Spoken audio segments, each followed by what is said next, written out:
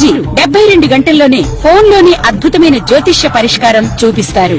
నమ్మండి, నమ్మకపోండి, ఇది నిజం. శ్మశాన కాళి రుద్ర చౌడీదేవి ఆరాధకులు నంబర్ 1 వశీకరణ స్పెషలిస్ట్. గురూజీ మనిషి పుట్టుక నుండి చనిపోయే వరకు వచ్చే అన్ని క్లిష్టమైన సమస్యలకు పరిష్కారం ఇక్కడ లభిస్తుంది. విద్య, ఉద్యోగం, వ్యవహారం, స్త్రీ ప్రేమ, పెళ్లి, సంతానం, స్త్రీ పురుష వశీకరణం, భూవశం, భార్యాభర్తల కలహాలు, కోర్టు సమస్యలు, విడాకుల సమస్యలు, చేతబడి, అప్పుల బాధ, ఇంకా మీకు ఎలాంటి సమస్యలు ఉన్నా 72 గంటల్లోనే శాశ్వత జై శ్రీమన్నారాయణ. నేను మీ ఐకాన్ ఆస్ట్రాలజర్ గట్టుపల్లి సురేష్ బాబు. అయితే మనకి ఈ యొక్క సెప్టెంబర్ మాసంలో 7వ తారీఖు, ఈ 7వ తారీఖున మనకి సంపూర్ణ చంద్రగ్రహణం అనేది లభ్యమవుతుంది. ఈ సంపూర్ణ చంద్రగ్రహణం అనే దానికి మనకి అసలు ఏ రోజు వస్తుంది, ఈ సమయం ఏంటి, ఆ రోజు మనం పాటించవలసినటువంటి నియమాలు ఏంటి, ఆ గ్రహణం అనంతరం మనకి ఏ రాశుల వారికి ఎలా ఉండబోతుంది, ఏం పరిహారాలు చేసుకుంటే వారికి అన్యోన్యమైనటువంటి దాంపత్యం కావచ్చు, ఆహ్లాదకరమైనటువంటి జీవితం కావచ్చు కొనసాగుతుంది, ఆర్థిక పరమైనటువంటి ఇబ్బందులు, జాబు పరమైనటువంటి సమస్యలు, విదేశీయానం, అలానే మనకి ఎన్నో రకాలైన సమస్యలతో బాధపడేటువంటి వారు, గ్రహదోషాలు, గ్రహశాంతులు బాధపడేవారు, నవగ్రహాలు కూడా మన మీద అశుభ దృష్టి ఉండే ఈ గ్రహణంతో మనకి ఏమైపోతుంది, వీటి గురించి మనం ఒకసారి క్లుప్తంగా తెలుసుకున్నట్టయితే కనుక మనకి అతి తక్కువ కాలంలోనే వచ్చేటువంటి గ్రహణం ఏంటంటే చంద్రగ్రహణం. ఇది సంపూర్ణ చంద్రగ్రహణం అని చెప్పొచ్చు. ఈ సంపూర్ణ చంద్రగ్రహణం మనకి సెప్టెంబర్ 7వ తారీఖు 2025 సంవత్సరంలో ఆరంభమవుతుంది.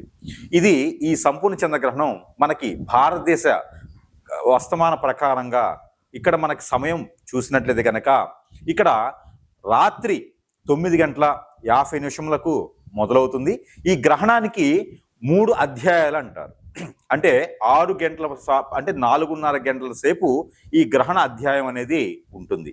అందులోనూ 3 అధ్యాయాలుగా మనం తీసుకోవచ్చు. 9:50 మొదలయ్యి అది మనకి దగ్గర 2 గంటల వరకు కూడా ఏకుంజానం, అంటే మనకి తెల్లవారితే ఏకుంజానం 8వ తారీఖు, అంటే ఆ మబ్బులో మనకి బ్రాహ్మీ ముహూర్తం 2:50 వరకు వస్తుంది. ఇది 2:30 వరకు కూడా ఈ చంద్రగ్రహణం అనేది సంభవిస్తుంది. ఇది మన భారతదేశంలో అయితే కనపడకపోవచ్చు, కానీ గ్రహాలు కాబట్టి ఈ గ్రహాలకు సంబంధించినటువంటి విధానంలో మనం జీవిస్తుంటాం కాబట్టి మనకి ఆ ఒక సమస్య, ఆ గ్రహణ శోభ అనేది మనకి ఖచ్చితంగా లభిస్తుంది అని చెప్పొచ్చు. అయితే ఈ దీంట్లో 3 అధ్యాయాలు అనుకున్నాం. ఈ 3 అధ్యాయాల్లో మనం మొదటిగా చూసినట్టయితే కనుక ఎవరైనా మంత్రోచ్చారణ చేసేవారు కావచ్చు, ఎవరైనా ప్రెగ్నెన్సీ ఆడవారు కావచ్చు, ఎవరైనా తినేయాలి అనుకునేటువంటి వారు కావచ్చు, సమస్యలు ఉన్న వారు ఎవరైనా ఉంటే కూడా వారందరూ కూడా ఈ 3 అధ్యాయాలు మనం పాటించుకోవాల్సి వస్తుంది. మొదటిగా మనకి వచ్చేటువంటిది లగ్నం. ఈ లగ్నంలో మొదటిసారిగా మనకి గ్రహణం ఆరంభం అవ్వకముందే మనం స్నానం ఆచరించాలి. ఈ స్నానం ఆచరించిన తర్వాత గ్రహణం పట్టుతాం. ఈ గ్రహణం పట్టిన అనంతరము మళ్ళీ విడిచిన వెంటనే మళ్ళీ స్నానం ఆచరించాలి. ఇక ఈ గ్రహణ సమయంలో భుజించడం కానీ, ఏదైనా పానీయాలు సేవించడం కానీ, మాట్లాడుకోవడం, పనికొచ్చేటువంటి విషయాలు మాట్లాడుకోవడం కానీ, ఏదైనా ఉన్నత స్థానానికి వెళ్ళేటువంటి విషయాల గురించి మాట్లాడుకోవడం కానీ, భార్యాభర్తల కలయిక కానీ, అలానే పిల్లలకి తినిపించడం కానీ, ఆడుకోవడం లాంటివి కానీ చేయకూడదు. పెద్దగా కొట్లాడుకోవడం, గొడవలు పడుకోవడం లాంటివి చేయకూడదు. అలానే టీవీలు చూసుకోవడం లాంటివి అలాంటివి చేయకూడదు. అలాంటి నాకు తెలిసినంత వరకు ఫోన్ కూడా ఆ సమయంలో ఆపేస్తే మంచిది. ఎందుకంటే కనుక రేడియేషన్ అనేది చాలా ఎక్కువగా మనకు వచ్చేలాగా ఉంటుంది. ఇకపోతే ఈ గ్రహణంలో, ఈ గ్రహణ సమయంలో కనుక మీరు అందరూ కూడా ప్రశాంతంగా జీవితం కొనసాగించాలి. ఆలోచన విధానాన్ని మానేయాలి. ఏదైనా దేవునికి సంబంధించినటువంటి ధ్యానంలో ఏదైనా చేస్తే చాలా మంచి జరుగుతుంది. ఏదైనా దేవునికి సంబంధించిన ఆరాధన కావచ్చు, ధ్యానం కావచ్చు చేయొచ్చు. అలానే ఆలయాలన్నీ కూడా ముందు రోజు నుంచి లేదా అదే రోజు నుంచి కూడా మూతపడి ఉంటాయి. అలానే ప్రక్షాళన, ఈ గ్రహణానంతరం ఇంటిని మొత్తం శుభ్రం చేసుకుని, దేవుని మందిరం అంతా శుభ్రం చేసుకుని, తినేటువంటి ఆహారాలు ఏమైనా ఉంటే కూడా, వండినటువంటి ఆహారాలు ఉంటే కూడా అవన్నీ కూడా పడవేయాలి.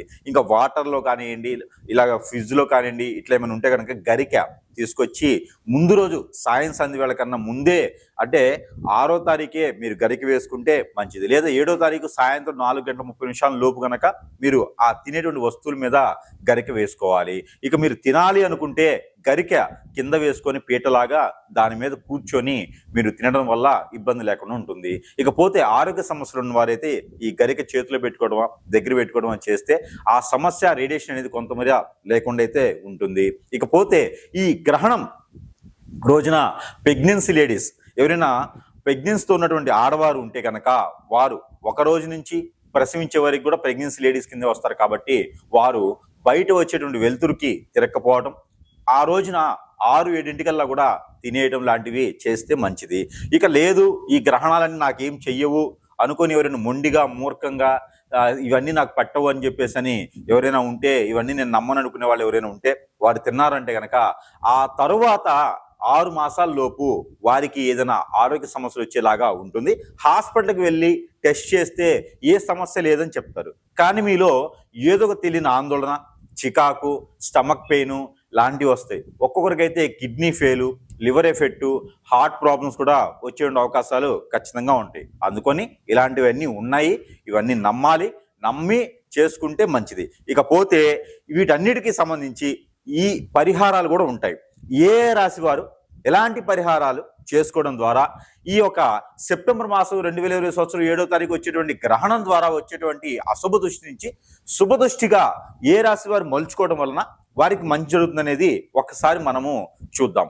అయితే మనకి ఈ యొక్క ఏదైతే చంద్రగ్రహణం గురించి ఉన్నదో, ఈ సెప్టెంబర్ 7వ తారీఖున వచ్చేటువంటి చంద్రగ్రహణం 2020 సంవత్సరంలో, దీనిలో రాసుల వారికి చంద్రగ్రహణం తర్వాత ఎలా ఉండబోతుందనే దాని గురించి మనం ఆలోచించినట్టయితే కనుక, ద్వాదశ రాశుల్లో ఒకటి మేషరాశి.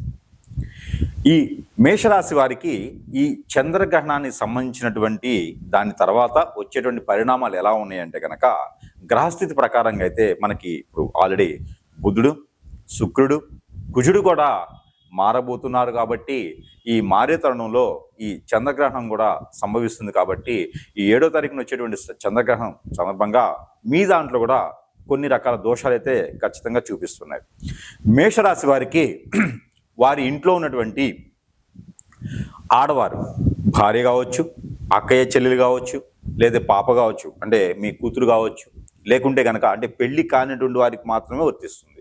ఈ కూతురు కావచ్చు, లేదంటే తల్లిగారు కావచ్చు, ఇంట్లో ఉన్నటువంటి సోదరి భావంతో ఉన్నవారు కావచ్చు.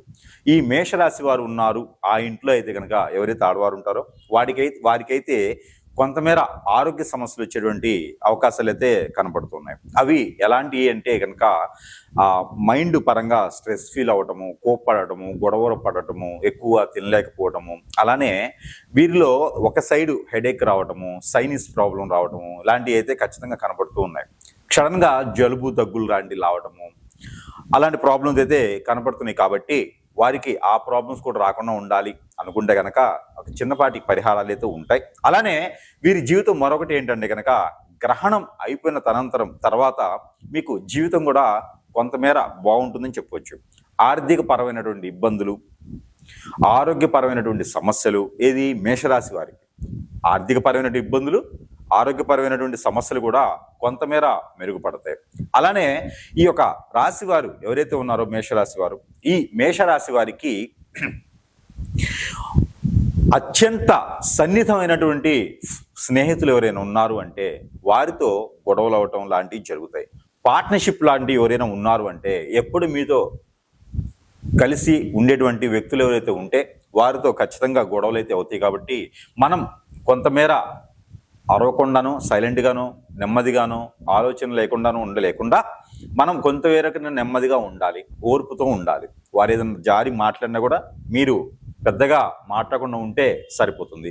అలానే ఈ యొక్క గ్రహణం ఎఫెక్టివ్ ఎన్నాళ్ళు ఉంటుందయ్యా అంటే కనుక, ఈ గ్రహణానికి సంబంధించినటువంటి అశుభ దృష్టి అనేది మనకి 3 మాసాలు ఉంటుంది. అంటే నవంబర్ వరకు, కార్తీక మాసం వరకు కూడా ఈ గ్రహణానికి సంబంధించినటువంటి ఇబ్బందులు ఖచ్చితంగా ఉంటాయి. ఈ ఇబ్బందులు మాకు రాకుండా ఉండాలంటే ఏం చేయాలి? ఈ ఇబ్బందులు అనేది మా వరకు రాకుండా ఈ గ్రహణాలకు సంబంధించినటువంటి దానాలు కానీ ఏమైనా ఉన్నాయా అంటే కనుక ఖచ్చితంగా దానాలు అయితే ఉన్నాయి. ఈ దానాలు చేసుకుంటే ఇప్పుడు నేను చెప్పినటువంటి సమస్యలు ఏవైతే ఉన్నాయో ఆ సమస్యలన్నీ మేషరాశి వారికి రాకుండా, దరిచేరకుండా ఉంటాయి. దానితో పాటు ఈ మేషరాశి వారికి మరొక అదృష్టం కూడా ఉందని చెప్పవచ్చు.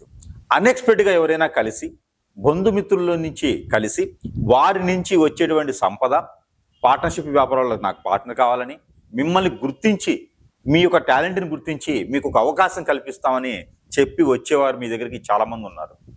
వారిని అందరూ మీరు జాచుకోకుండా అందిపుచ్చుకుంటే ఆ గ్రహాలన్నీ కూడా సానుకూలంగా ఉంటాయి. ఈ గ్రహణానికి సంబంధించిన పరిహారం అతి త్వరగా కనుక మీరు చేసుకున్నట్లయితే కొన్ని దానాలు ఉంటాయి. ఆ దానాలు మీకు వివరిస్తాను. మేషరాశి వారు తప్పకుండా ఈ దానాలు కూడా చేసుకోండి. అలానే ఆడవారికి కూడా మీకు నేను మొదటగా మనం అనుకున్నట్టుగా ఆడవారికి కూడా ఇబ్బందులు లేకుండా, ఆరోగ్య ప్రకారంగా ప్రాబ్లమ్స్ లేకుండా ఉండాలనుకుంటే కనుక ఈ దానాలు అనేది కూడా ఖచ్చితంగా మేషరాశి వారు చేయాల్సిందే. అలానే మీకు పిల్లలు ఎదగపోవటం కానీ ఇలాంటి ఏమైనా పితృదోషాలు కానీ ఉంటే కూడా ఈ గ్రహణానికి దానాలు చేసేటప్పుడు పితృదోషాలకు సంబంధించినటువంటి దానాలు కూడా మీరు చేసినట్టయితే కనుక అన్ని రకాల ఇబ్బందులు అనేది మీకు కలగకుండా ఉంటాయి. ఈ పెళ్లిళ్ళు కానటువంటి వారికి కూడా ఈ దానాలు చేసుకోవచ్చు. అయితే మీకు పర్టికులర్గా ఈ దానం చేస్తే కనుక ఖచ్చితంగా అదృష్టం ఉంటుంది. మీకోసం అయితే ఈ దానం. ఇకపోతే పరిహార నిమిత్తం ఈ పరిహారాలు అయితే ఖచ్చితంగా మీరు చేసుకోవాల్సినటువంటి పరిహారాలు ఇవి మాత్రం ఖచ్చితంగా అందరూ పాటించండి. చిన్న పిల్లల నుంచి పెద్ద పిల్లల వరకు, పెద్ద అయిన వారికి, పెళ్లి అయిన వారికి, పెళ్లి కాని వారికి, ముసలి వయసు వచ్చిన వారికి కూడా, పెద్ద వయసు వచ్చిన వారు కూడా ఈ పరిహారాల నిమిత్తం చేసుకోవచ్చు సుమి. అయితే ఈ గ్రహణ దోష శోభ, అశుభ దృష్టి ప్రతిదీ కూడా మీకు రావద్దు, మేము బరాయించుకోలేము, ఉన్న గ్రహాల దోషాన్ని మేము తట్టుకోలేకపోతున్నాం అనుకున్న వారు ఎవరైతే ఉంటారో మీ అందరికీ కూడా ఈ చిన్న చిన్న పరిహారాలు చేసుకుని అదృష్టవంతులు అవ్వచ్చు. ఏమేంటి మీరు చేసుకోవాల్సినటువంటి పరిహారం?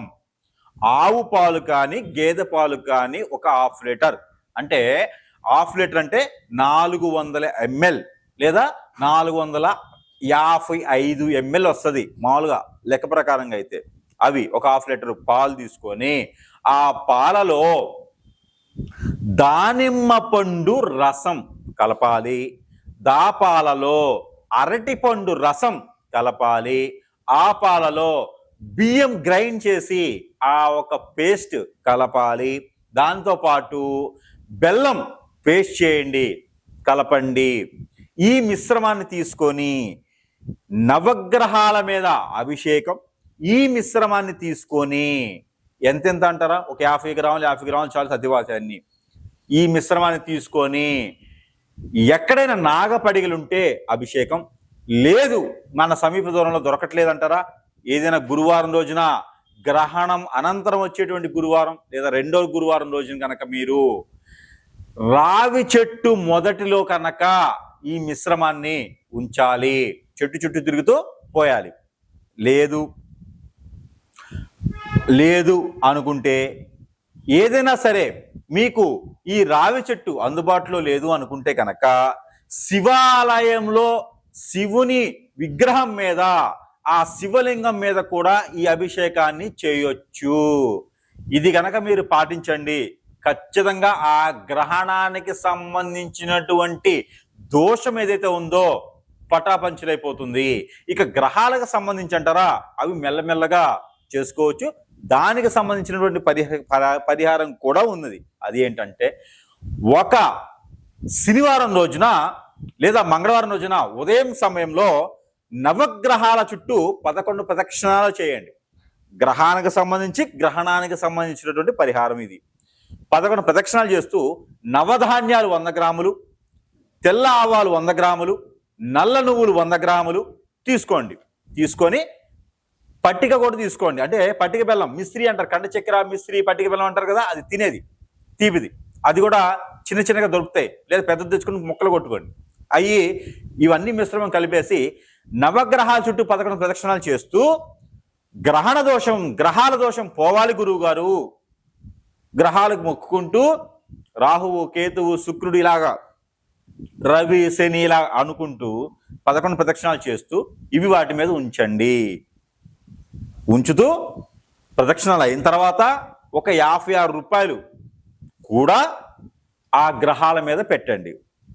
ఈ పరిహారాలు మీరు చేసినట్లయితే గ్రహణానికి సంబంధించినటువంటి దోషం వెళ్ళిపోతుంది, గ్రహాలకు సంబంధించిన అశుభ దృష్టి కూడా వెళ్ళిపోతుంది. అయితే ఈ పరిహార నిమిత్తంగా మీరు వచ్చేసి ఈ గ్రహణానికి సంబంధించినటువంటి పరిహారం మీరు చేసుకున్నట్టయితే బాగుంటుంది. అయితే ఆ పరిహారం ఏంటి అంటారా? ఆ పరిహారం అయితే కనుక 1 కిలో బియ్యం, మనం తింటాం కదా ఆ బియ్యమే, 1 కిలో బియ్యం, ఒక తెల్లని వస్త్రం, దానితో పాటు మీకు ఎఫైర్ చేయగలుగుతాను అనుకుంటే గనక ఒక 2 ముత్యాలు, అలానే సిల్వర్ ఒక కాయిన్, రూపు ఏదైనా సరే ఒక చిన్న సిల్వర్ది తీసుకోండి. అది ఏదైనా తీగైనా రూపైనా పర్వాలేదు. ఇవన్నీ కూడా తీసుకొని ఎక్కడైనా మీకు దగ్గరలో బ్రాహ్మణుతులు కానీ అర్చకులు వారు కానీ ఉంటే గనక ఆలయాల్లో వారికి దానం ఇవ్వండి. దానం ఇచ్చే రోజున ఆ పంతులు గారికి కాలికి నమస్కారం ఎవ్వరు కూడా చెయ్యకూడదు. ఇది గుర్తుపెట్టుకోవాల్సి. అయితే ఇవన్నీ కూడా కలిపి దానం ఇవ్వండి. దానితో పాటు ఒక 2 ఎండు కొబ్బరి చిప్పలు కూడా కలిపి ఇవన్నీ కూడా ఒక ముడుపులా చేసి దానం ఇవ్వచ్చు. ఇలా ఇవ్వడం ద్వారా మనం ఇప్పటి వరకు ఏదైతే గ్రహణానికి సంబంధించినటువంటి పరిహారం చేసుకున్నట్లయితే మీకు ఈ ప్రాబ్లం ఉండదు, ఈ సమస్య మీ దగ్గరికి రాదు అని చెప్పాం కదా, ఆ సమస్య అనేది మీ వద్దకు రాకుండా వెళ్ళిపోతుంది పటాపంచలే. ఆ రోజు మీరు పాజిటివ్ కూడా ఉంటే మంచిది, నేల పడక చేస్తే మరీ మంచిది. అలానే ఈ పరిహారం ఉదయం సమయంలోనే సోమవారం రోజున చేయాలి.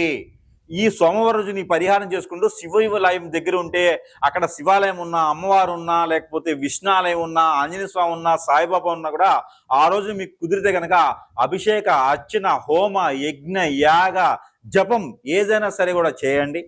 ఈ పరిహారం అయితే ఖచ్చితంగా చేస్తే మీకున్నటువంటి సమస్య అనేది పటాపంచలైపోతుంది.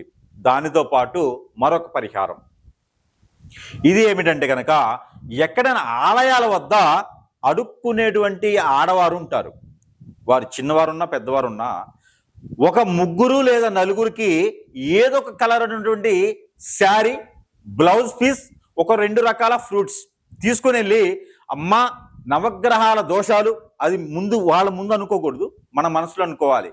నాకున్నటువంటి సమస్యలన్నీ పోవాలి, నవగ్రహ దోషాలన్నీ తొలగాలి, దానితో పాటు మీ సమస్య పర్టికులర్గా ఏముందో అది చెప్పాలి.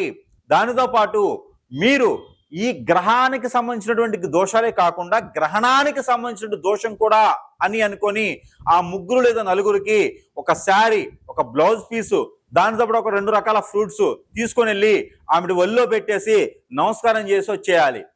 దీంతో పాటు మీకు పెళ్లి కాకుండా పెళ్లి అవుతుంది, గ్రహ దోషం అన్ని కూడా తొలగిపోతాయి, గ్రహణానికి సంబంధించిన దోషం కూడా తొలగిపోతాయి, ఆరోగ్య సమస్యలన్నీ కూడా మెరుగుపడతాయి. కాబట్టి ఈ యొక్క పరిష్కారం చేసుకొని మీరు అదృష్టవంతులు అవ్వచ్చు. అయితే మరొకటి, ఈ యొక్క పరిష్కారం అయితే ఖచ్చితంగా మీ అందరూ కూడా చేసినట్టయితే అదృష్టవంతులు అవుతారు.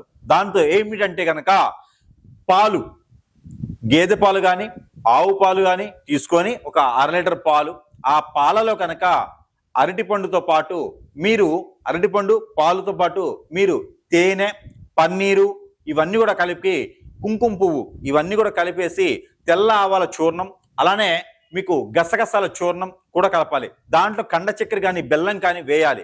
దాంట్లో ఆ పాలని శివాలయంలో అభిషేకం చేయాలి. దాంట్లో కర్పూరం కూడా కలపండి, పచ్చ కర్పూరమా, హారత కర్పూరమా, ముద్ద కర్పూరం ఏదో ఒకటి దాంట్లో కలపండి. ఆ కర్పూరం కలిపినటువంటి ఈ పాలు సమీప దూరంలో ఉన్నటువంటి ఆలయంలో అభిషేకం చేయాలి.